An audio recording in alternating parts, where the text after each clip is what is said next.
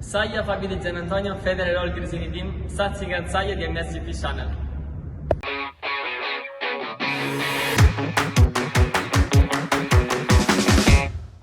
Ini apa?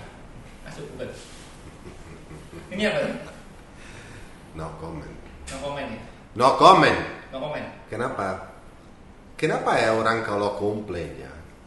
Misalnya ya, baca di bawah YouTube-nya itu komplainnya itu semuanya sama aja. Speaker kan? Enggak, iya maksud saya baca satu sama yang lain nggak bisa ya. Yang atas komplain apa, yang atas komplain apa, yang atas kok semuanya sama, komplainnya sama. Jadi gini, gue ngasih tahu ya, daripada ada komplain di MSGP masalah speaker ya, coba kalian Google namanya DOUE strip bawah Corp DUUE Corp atau langsung ke ownernya DOUE Darius DOUE. Jadi langsung ke Darius DOUE. Kenapa? Itu yang produser kita. Oh, tapi saya rasa juga ini ya, orang kan seharusnya dengerin saya bicara, ya, bukan kamu juga, karena dengerin kamu juga nggak ada artinya, ya.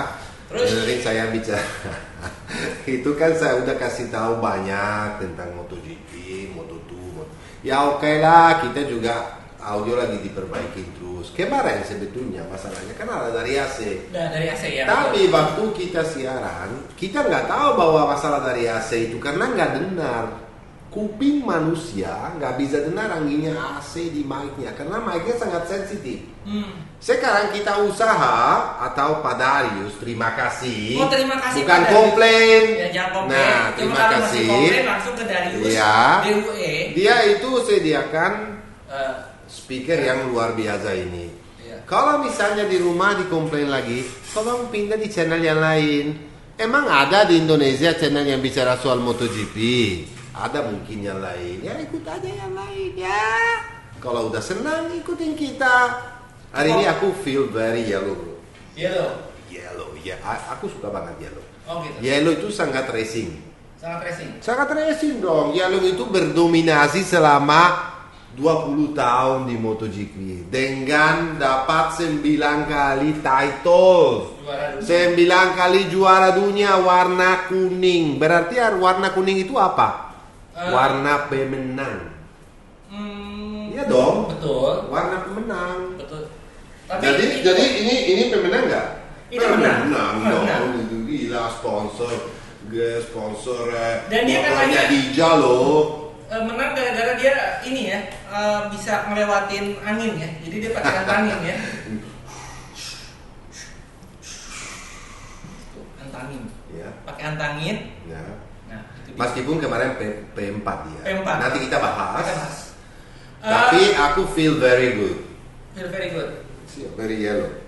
I feel had more money sih. Oke. As always. Terus Hah? hari ini Aku mau bahas, kita langsung aja deh yang pasti udah ditunggu-tunggu. The King of the Ring. Sasen King. Ini. Sasen King. Pakai mic ini juga bisa nyanyi. Kamu bisa nyanyi nggak? Hah? Om, sian om, tolong om, belum makan 2 hari om. Oh, begitu. Oh sih. jelek Nggak banget. mau Jelek. Jadi Oke. The King of the Ring. Yes. The King of the Ring. Ya. The King is back. Ya. The King is on the top. Yes. And I'm very happy. Karena Hah? sebetulnya prediksi saya benar. Aku cuma bilang podium. Dengar dulu, aku bilang podium, tapi aku bilang kalau misalnya hujan, dia bisa jadi juara 1. Iya. Kemarin di lap nomor 8, Gerimis. bukan gerimis itu menakutkan juga, karena yang lain bilang gerimisnya bukan main, gerimisnya juga udah gede. Iya. Dan Alex Espargaro Panik. slow down. Oliveira, Miller, semuanya slow down. Kalau Mister Sasen King. King of the Ring, Marc Marquez di pojok kanan, buka trotol habis-habisan. Wah bagus ya. Di pojok sebelah kanan, buka trotol habis-habisan. Dan dia itu kenapa? Dia apa tunjukin apa di situ? Dia masih bisa cepat. Bijinya gede. Kalau kalian giginya gede, saya saranin kalian ke dokter spesialis kulit dan kelamin. Itu tersedia di berbagai macam rumah sakit. Oke. Oke? Aku mau balik dulu. Oke. Cerita dulu. Apa yang Mark Marquez yang kita dapat kemarin? Monggo. Mark Marquez yang berbeda sekali. Mark Marquez di mana manusia dia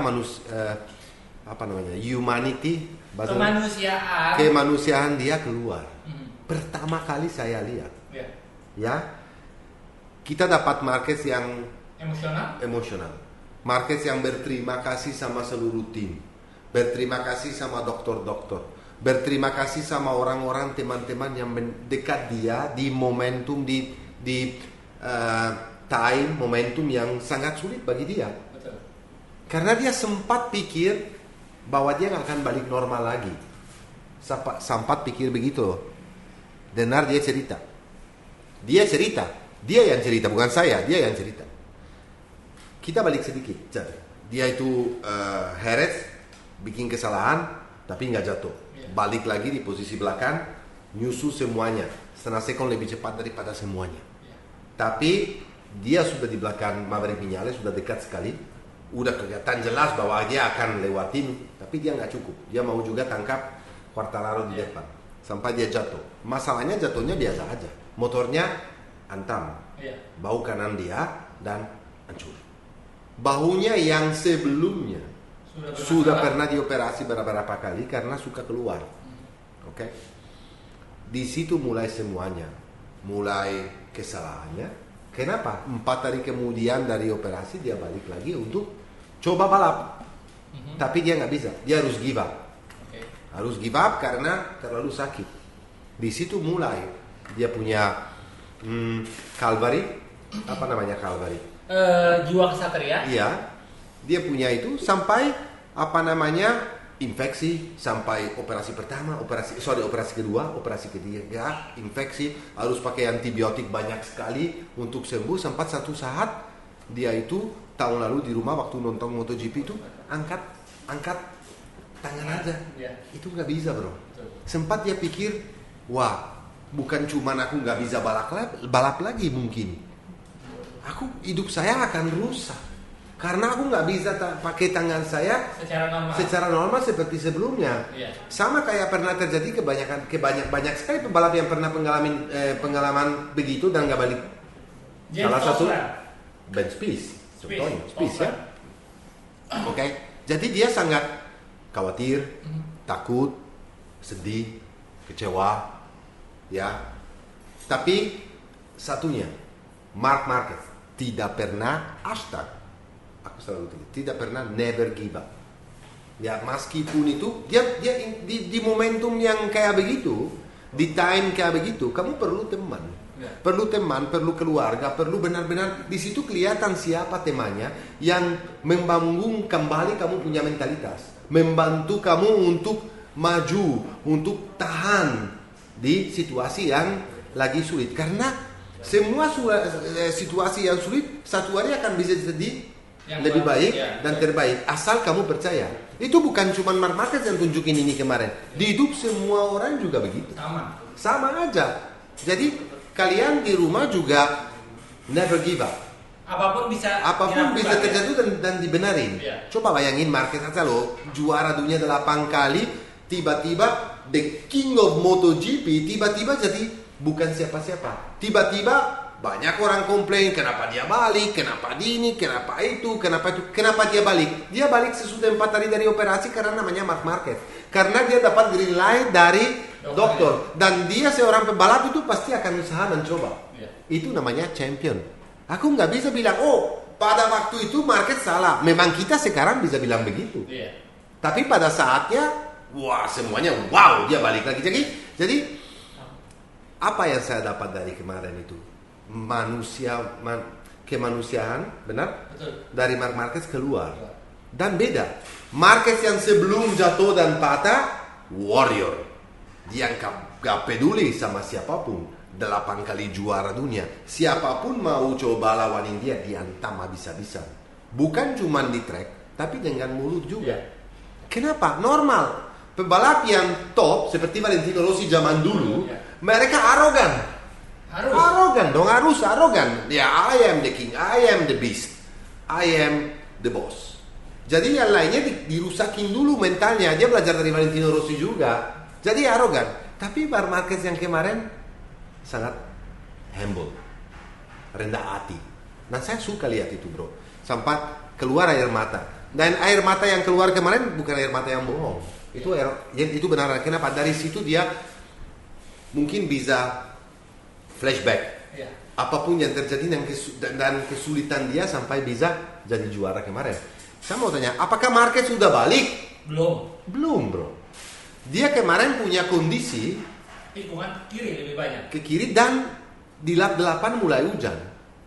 Dan di situ keluar keberanian. Tapi dia tahan. Waktu dia sampai terakhir, sampai lihat checker flag, waktu di podium dia pegang yang kanan sampai dengan kelihatan di mukanya bahwa dia sangat sakit karena meskipun belokan di kiri, tetap aja badannya kan gerak, apalagi di Sachsenring bro.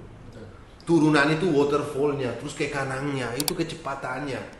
Aku nggak tahu karena manusiawi karena Marc Marquez ini Marc Marquez yang manusia keluar, tapi Marc Marquez yang warrior bisa menang karena nggak pernah give up. Dan apa dia bilang kemarin? Saya harus juga berterima kasih banyak dengan Mick Doohan ya. Kenapa itu? Ya. Karena waktu di Mugello mereka ketemu, nggak iseng aja ketemu. Kan Marc Marquez bilang, nanti aku mau telepon kamu. Aku mau tanya sama kamu. Aku mau bicara sama kamu. Kenapa? Karena seorang Mick Doohan ini udah punya pengalaman buruk sekali sama. Hampir hancur parah sekali. Parah juga bro. Ya, jadi waktu Marquez bilang, Mick Doohan cerita sama saya, apa yang terjadi kepada dia. Aku tutup mata. Dan saya cuma dengerin suara dia bicara. Dan apapun yang dia bicara, itu sama apa yang saya lagi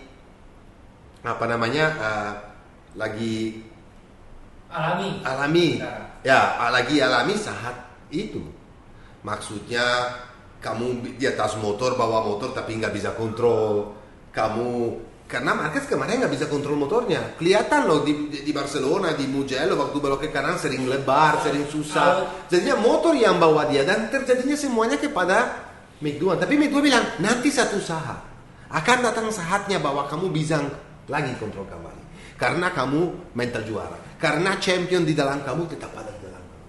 Dan dia berterima kasih sama Tuhan. Nah, di sini kelihatan Marc Marquez yang bilang, jangan salah. Once the champion and the king is back, the lion is back. The lion akan jadi lion lagi.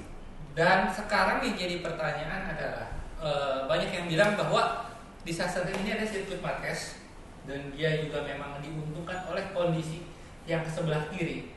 Tetapi banyak yang bertanya juga, apakah kemenangan di sini akan menjadi sebuah masking dengan masalah yang terjadi dengan RC213 V-nya Honda?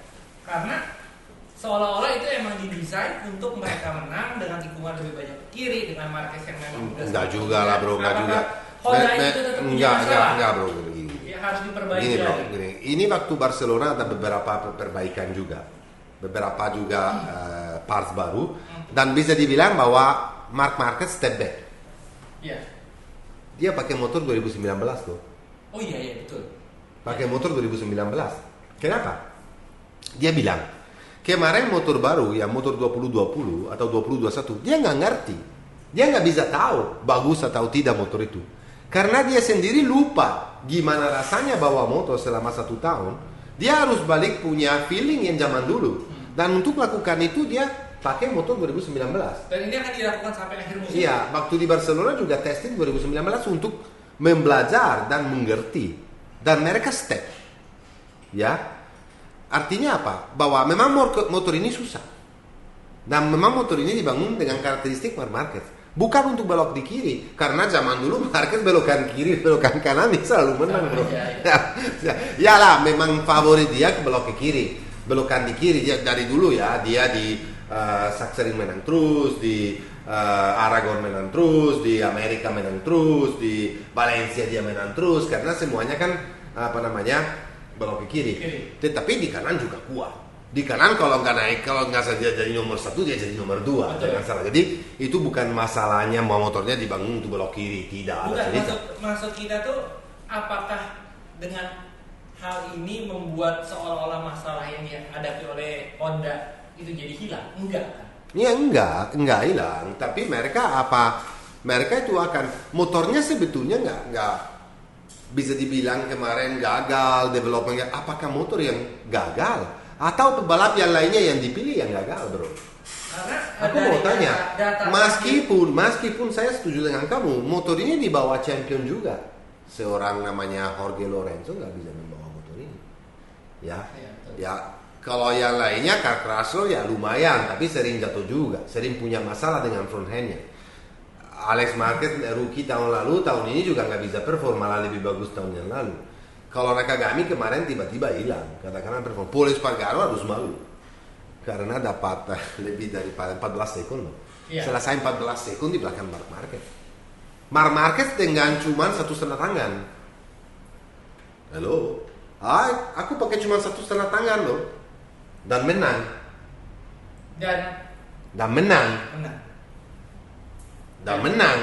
Oke lah, ada faktor keuntungan untuk dia karena lap ke-8 hujannya turun dan dia, tapi itu perlu biji. Dia itu jauh hampir 2 sekund. Dan dia ada faktor tahan waktu kering lagi Oliveira gara-gara ditahan sama Alex Espargaro di belakang semuanya kan slow down gara-gara hujannya. Mereka Alex bilang itu hujannya nggak sedikit loh. Hujannya mengeringkan, apa namanya bahasa Indonesia? Bikin takut. Mengerikan. Apalagi ditulis di tikungan 12-13 waterfallnya itu. Yeah. Kalau kamu di track sering dan di atas di tikungan 12 sampai 13 dan di waterfallnya itu kamu lihat di bawah kamu tuh serem banget, bro. Turunnya begini loh.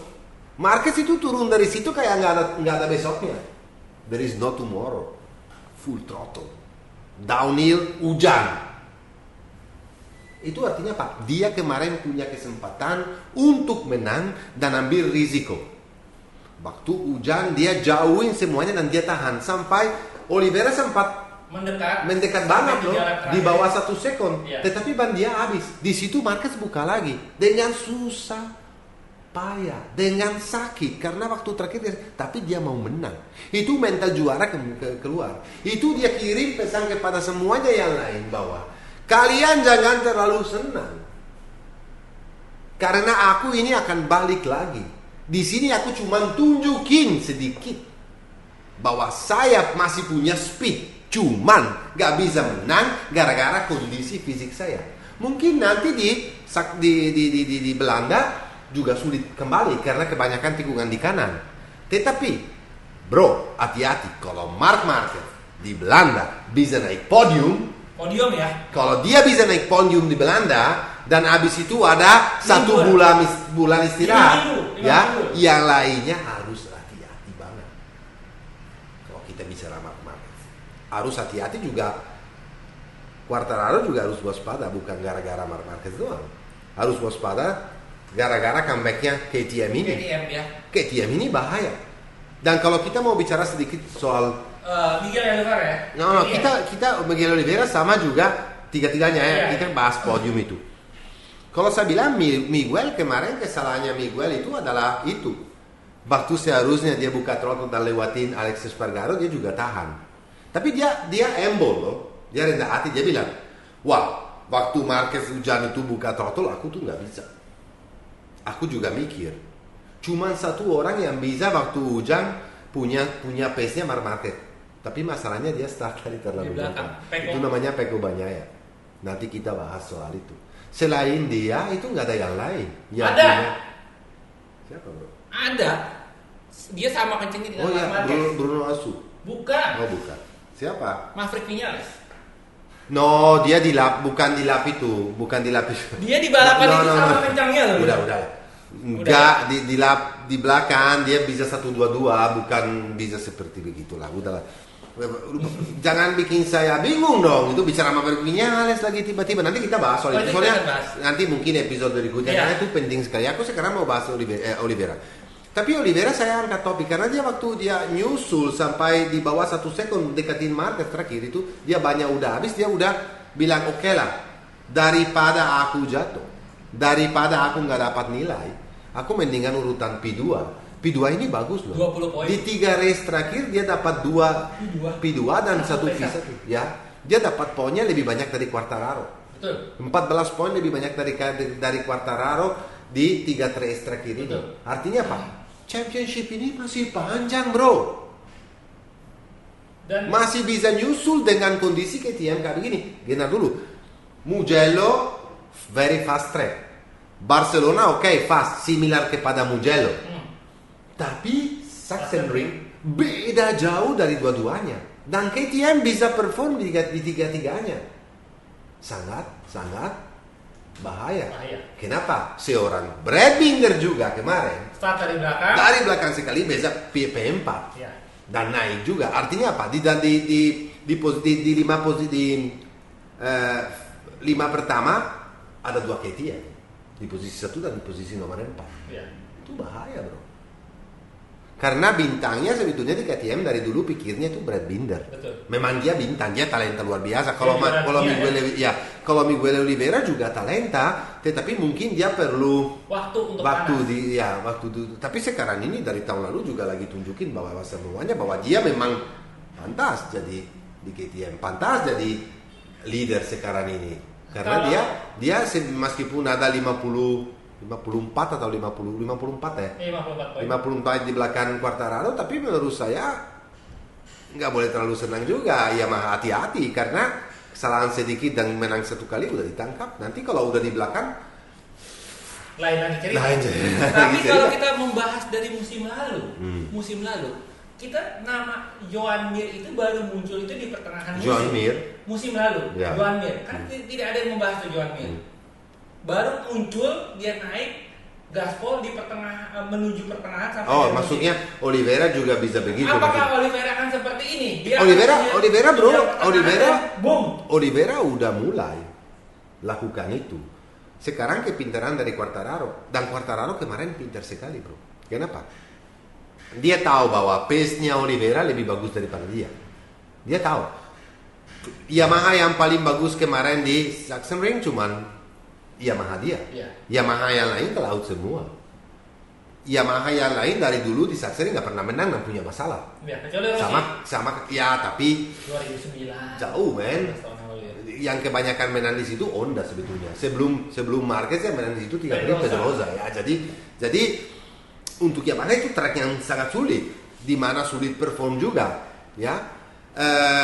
Untuk dapat urutan 3 ada kesalahan sedikit dari Quartararo kemarin waktu start dia terlalu konservatif karena dia lebar di kiri dan dimasukin sama Marquez sama Alex Espargaro juga seperti nggak ada besoknya, lebih kencang daripada, dan dia dari P2 bisa turun ke P6 dari startnya, berarti startnya terlalu konservatif. Tapi apa bedanya dan tahun ini dari tahun lalu? Meskipun waktu dia di P6 kan Zarco di P3. Iya betul.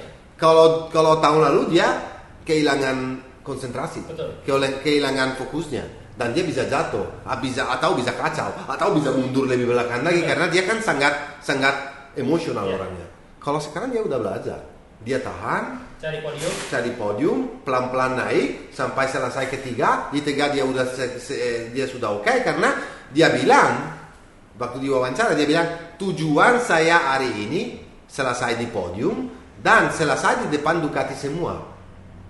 Dapat. Oke? Selesai. Tapi dia sekarang harus hati-hati juga. Betul. Kenapa? Karena Marquez sudah balik. Mungkin Marquez nggak bisa jadi juara dunia. Tapi dia bisa mengacaukan. Karena udah 73 nilai di belakang, jauh sekali, susah, bro. Tetapi kalau dia makin lama makin menang atau naik podium atau dapat confidence kembali, bisa bantu pembalap yang lain untuk jadi, atau bisa bantu juga Quartararo sebetulnya sih. Tapi dia jadi bahaya untuk semua. Mungkin nggak nanti kedepannya ambil contoh Oliveira menang, Quartararo ketiga, di tengah-tengahnya ada Marquez, atau Quartararo menang, posisi keduanya Marquez, posisi ketiga. Bisa aja, makanya saya bilang faktor X untuk semua orang. Jadi bahaya untuk Oliveira, jadi bahaya untuk Quartararo juga. Kalau sekarang bisa lebih banyak bantu Quartararo karena Oliveira ketinggalan jauh. Tapi jangan salah ya, kalau misalnya di Assen KTM masih bisa perform juga bagus, karena Assen punya karakteristik berbeda sekali juga. Itu lainnya cuma satu, Tracknya sangat narrow, tracknya sangat sempit dan technical sekali, dan cuma punya satu line. Kalau salah line di satu tikungan, semua tikungan berikutnya itu salah. Kamu tahu kan itu? Betul. Karena sangat kencang, tapi satu line doang. Untuk dari kanan ke kiri ke kanan, Sekali lurus salah turun ngambil kanan itu. garis, Iya kan garis salah terus. satu tikungan salah, semuanya yang berikutnya salah dan buang waktunya. Kalau KTM juga bisa perform di situ, abis liburan 1 bulan, abis break, Iya. itu ada Austria. Kandangnya KTM. Dua Dua kali race tuh. 2 kali race di Austria. Kandangnya KTM di mana? Itu bahaya sekali karena punya data banyak banget. Itu juga tracknya Ducati.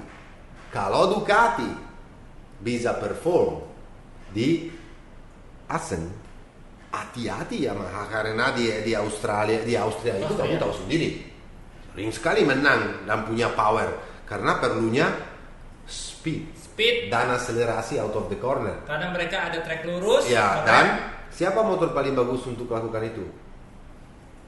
KTM sama Ducati. Honda juga sih. Harusnya. Honda juga sih.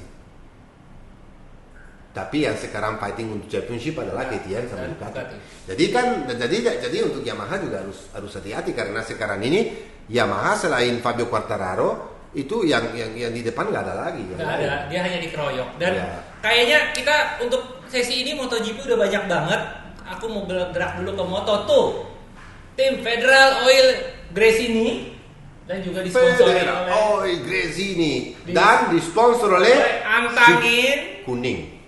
Antangin. Ini I feel very yellow. Dan jujur aja ya, yang menarik ini tim Federal Oil Gresini ini kan sponsornya banyak banget dari Indonesia dan relasinya sama MXGP banyak banget. Bagus sekali. Federal Oil. Aku senang sekali bahwa Antangin juga join sama MXGP hari ini. Komplit. Aku super happy karena dari tim Gresini semuanya, dari manajemen juga itu teman. Ya teman semua juga. Teman sama Carlo. Aku pernah juga dinner sama Carlo, sama kamu juga pasti ya, sama si Fausto waktu itu. Almarhum.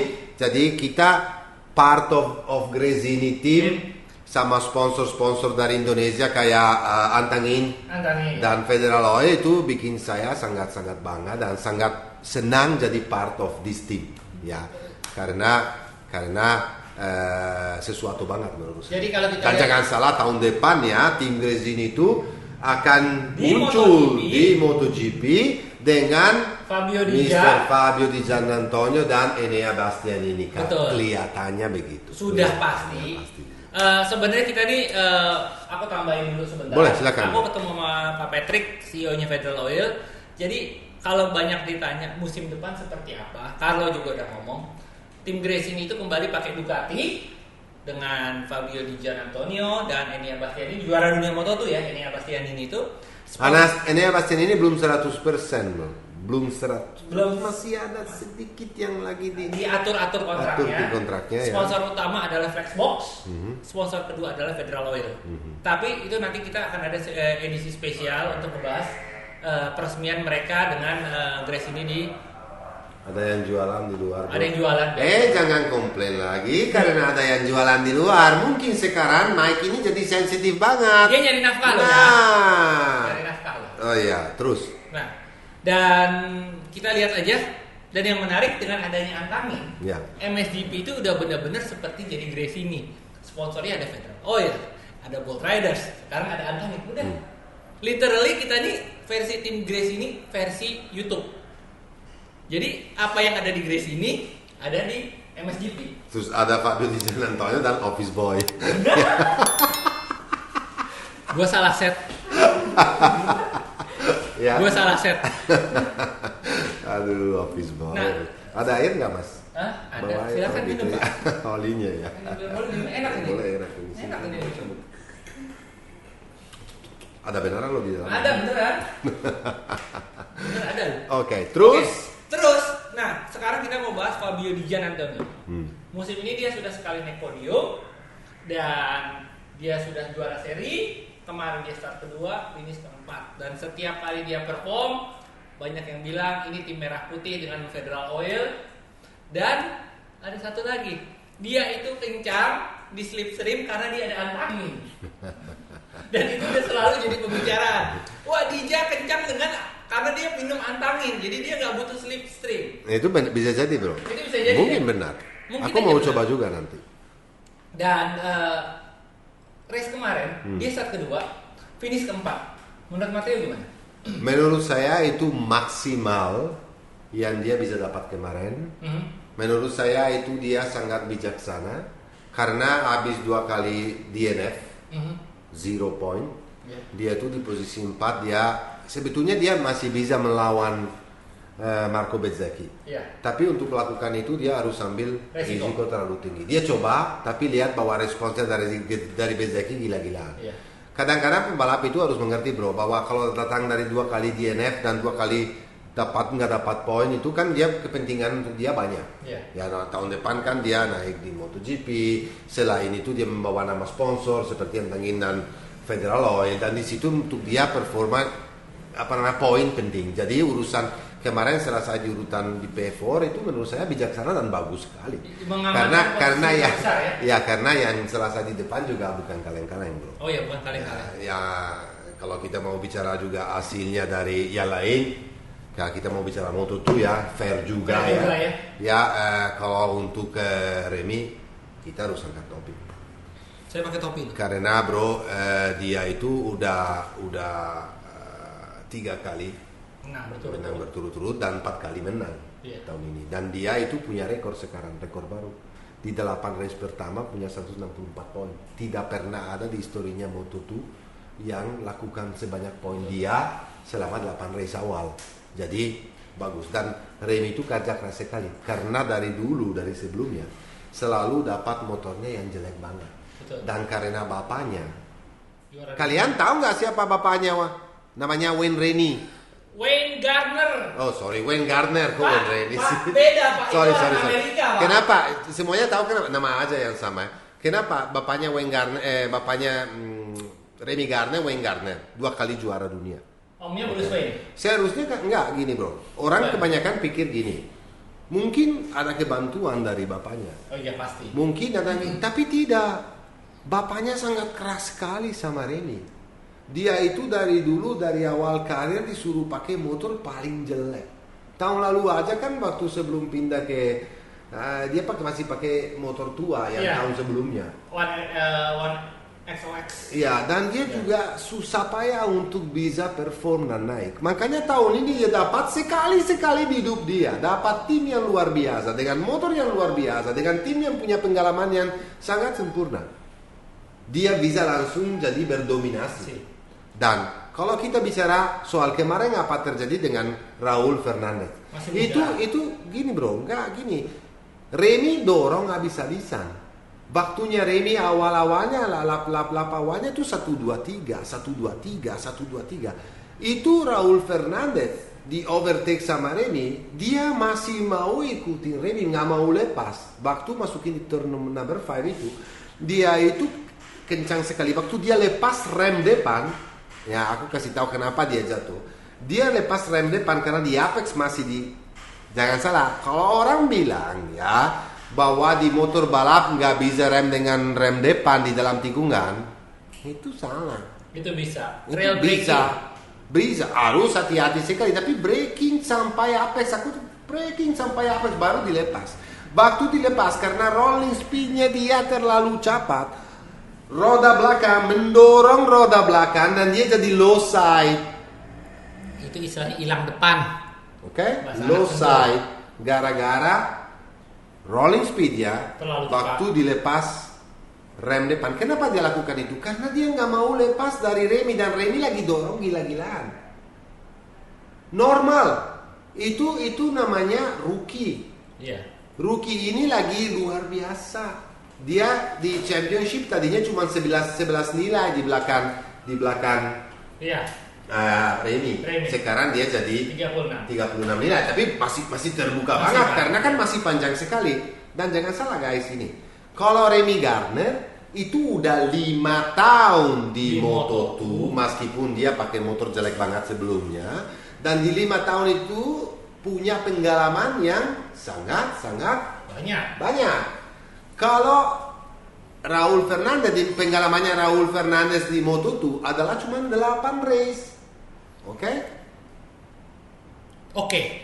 jadinya itu sangat wajar. Saya masih respect banget Raul karena kesalahan pertama. Dia selalu dapat poin, kesalahan pertama. Dan satu lagi yang kita harus hormati itu sebetulnya Marco Bezzecchi, bro. Karena saat ini dia nggak bisa lawan 2 orang ini. Jangan salah, guys. Itu timnya di Moto2 juga penting banget. Meskipun motor semua sama, nggak semua sama sih, yang belakang-belakang juga ada nggak kayak Remy tahun lalu. Tapi meskipun motor semuanya sama dalam artinya kebanyakan kali dan semuanya pakai engine Triumph itu, pengalamannya tim beda. Untuk meracik motor. Dan pengalamannya tim itu penting sekali. Kayak Aki Ajo, kayak Italtrans, atau kayak Sito Pons, atau kayak Gresini. Mereka punya pengalaman banyak sekali di setup elektronik. Karena sekarang jangan salah, Moto2 beda dari Moto2 sebelumnya. Karena pakai motor Triumph, engine Triumph 3 silinder dengan cc-nya 765, dengan mulai ada elektronik sedikit. Sudah mulai ada. Dan kalau kamu punya pengalaman untuk setup elektronik yang sempurna, dan dari selain itu juga mengenal ban atau reaksi ban bagaimana, saya kayak kemarin Raul Fernandez kenapa dapat pole position kemarin di Moto2? Tahu kenapa? Dia waktu keluar terakhir dia masih simpen satu ban front tire soft. Kalau di Moto2 yang ban yang andalan itu adalah medium, bukan soft. Ya, softnya itu susah. Apalagi kenapa? Kalau waktu tangki penuh, soft itu akan softer banget dan bisa low side dan terlalu empuk. Di remnya juga terlalu empuk. Tapi dia Raul Fernandez itu tim loh. Itu tim, bicara tim. Itu yang tim ambil keputusan. Waktu terakhir Raul Fernandez disuruh keluar untuk QTT dengan ban soft, tapi dengan tangki kosong, cukup untuk cuma 2 lap. Berarti apa? Beratnya di depan itu ringan sekali. Bobotnya ringan di depan. Dan dia itu cara membawa motornya itu sangat cocok dan sempurna. Dan di situ dia bisa smash record of the track dan dapat pole position di depan Remy Gardner dan yang lain-lain. 3 tenths of a second di Moto2 itu banyak sekali. Ya, ini balik lagi. Pengalaman dari tim Aki Ajo itu luar biasa, bisa membantu pembalap 2 ini untuk perform dan maju. Mungkin sekarang ini saat ini juga VR46 adalah tim dengan pengalaman dan bagus dan punya mekanik dan insinyur-insinyur yang kerja di dalam itu sangat profesional. Tetapi saat ini kan Bezzecchi lagi main defensif. Betul. Karena dia nggak bisa melawan 2 orang ini, tapi dia coba dapat konsistensi, jangan sampai jatuh. Kalau bisa podium atau kalau nggak bisa podium 5 besar lah selesai. Karena Bezzecchi ini posisinya unik banget guys. Jadi di depan mereka itu ada Remy Gardner dan Raul Fernandez. Tepat di belakang dia ada Sam Lowe's dengan Fabio Dija. Kalau kita banding misalnya, dia kejepit di tengah-tengah. Kalau dibanding dari tahun lalu, Bezzecchi ini 8 race pertama punya poin lebih banyak dari tahun lalu. Betul. 14 poin lebih banyak. Jadinya apa? Dia lagi perform. Cuman yang 2 itu yang tim KTM Aki Ajo dengan motornya Kales dengan engine Triumph ini lagi on fire dan jarang salah. Jadi kalau usulan saya untuk Marco Bezzecchi sabar dulu karena akan ada momentum dan akan ada tracknya di mana dia bisa perform. Yang penting jangan sampai angus poinnya. Sama juga pesangan saya untuk orang ini. Orang ini sangat talenta. Talenta orang ini luar biasa. Tapi emosi orang ini juga luar biasa. Konsistensi dari orang ini juga belum dapat. Meskipun talenta udah selevel Gardner, udah selevel Raul Fernandez, udah selevel Marco Bezzecchi, udah level untuk boleh dan harus pindah ke MotoGP, tapi dia harus belajar sedikit emosi. Makanya saya bilang P4 kemarin sangat bagus dan bijaksana untuk membangun mental kembali untuk bisa dapat podium lagi di race-race ke depan. Championship ini masih panjang. Dan ngomong-ngomong, ini ada giveaway dari Antangin, udah ditandatanganin oleh Bapak ini, dan kalau mau juga saya tanda tanganin surat utangnya. Gitu kan? Ya. Ada 2. Nanti jawabnya itu di Instagram kita. Ada trailernya. Besok sore dibuka itu di Instagram di MSGP.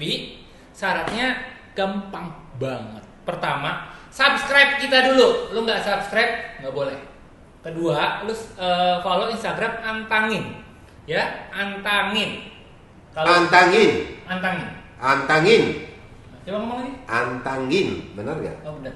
Oke. Itu benar. Antangin. Jadi kalau pakai antangin itu balapan di sirkuit nggak usah pakai slipstream karena sudah diantangin. Nggak perlu. Dan kayaknya kita udah mau 40 menit di sini dan oh ya, gua lupa serius mesti ngapain. Yang aki-aki di sini aku atau kamu? Lupa mulu. Saya udah mau 40. Lupa terus dibilangin saya tua. Yang tua siapa sebetulnya? Ya, saya Ingat nggak sekarang? Ya ingat. Apa? Coba. Itu manajer kita Ana udah ngasih tahu tuh. Oke. Jadi gini, coba follow Antangin, subscribe MSGP, itu akan muncul di trailer kita yang akan terbit. Jawabnya di situ. Alasan kamu kenapa suka dengan MSGP? Itu yang pertama. Yang kedua adalah kenapa suka minum Antangin? Itu aja 2. Kita nggak butuh puisi, kita nggak butuh yang aneh-aneh, kita butuh jawaban yang paling lucu dan paling menarik. Kenapa follow MSGP, subscribe, dan kenapa minum Antangin? Kalau aku supaya kencang di sirkuit. Di sini ada AC lagi nggak? Pokoknya kalau umpamanya sampai ada audio, ya. Coba ingat, kita tes dulu. Gimana suara Ana? Hai. Kok tumben kayak perempuan biasanya kalau dia kadang-kadang jadi perempuan, kadang-kadang jadi laki-laki. Oke, terus ada Mas Darius di sini ya. Punya Coba. suara nggak? Halo. Oh gitu. Enggak, sebentar dulu. Bawa aja deh sini. Iya, buka. Sini. Jadi, Nah, kita bawa dulu.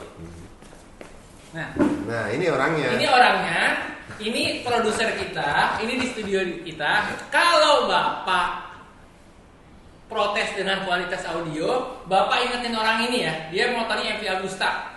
Komplain di 08515151515151. Nomor orang beneran loh. Oke. Pokoknya ini, Bapak ini ya.